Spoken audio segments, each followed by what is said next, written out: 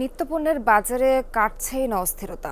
শীত মৌসুমেও কুমিল্লার বাজারে চড়া সবজির দাম বেড়েছে, মাছ ও চালের দামও। এতে ক্ষুব্ধ ক্রেতারা। অন্যদিকে পণ্যমূল্য বৃদ্ধির নানান অজুহাত দিচ্ছেন বিক্রেতারা। এমন অবস্থায় কঠোরভাবে বাজার তদারকির দাবি ভোক্তাদের।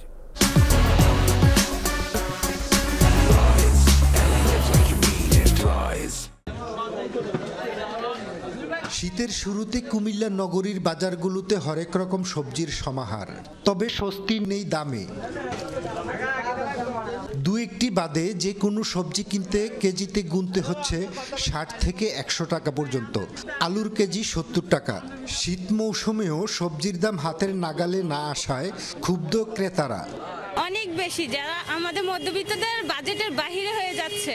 আলুর দাম এখনো ৭০-৭৫ টাকা, পুরান আলুগুলো ৮০ টাকা। এত টাকাটা হওয়ার কথা না, কেন হচ্ছে? সিন্ডিকেটের কারণে হচ্ছে। সরকারের দাম কমাই দিত, তখন আমরা চলতাম পারি, আমরা বাঁচতাম পারি। জায়গা জায়গা আপনার কুয়াশা গাছ মরে যায়, এটা তো অ্যাসিডের মতো। একটু যা হইব কম বেশ অন্তত একটু দাম বাড়বো। আর ওদের থেকে কিনতে গেলে জিজ্ঞেস করি ভাই এটা কতটুকু আছে, ৬০ কেজি মাপে বুঝে দিবেন, কয় দেমো দরদাম ওই কইরা সাইডে আবার মাপ দিলে এবার ৫৯ কেজি, তো ভাই ৬০ কেজির পয়সা দিয়ে নিলেন, এরপরে কইতেছে নিতে হইব। অস্থির মাছের বাজারও ইচ্ছে মতো দাম হাঁকছেন বিক্রেতারা। দামের ঊর্ধ্বগতির জন্য নানান যুক্তি তাদের। খাদ্যের দাম বেশি, এ কারণে মাছের দাম বেশি। খাদ্যের দাম কমাতে পারলে মাছের দাম ইনশাল্লাহ কমবো। উৎপাদন কম হওয়ার কারণে দাম বেশি, আবার কিছুদিন পর আস্তে আস্তে কমে যাবে দাম। বেড়েছে সব ধরনের চালের দামও।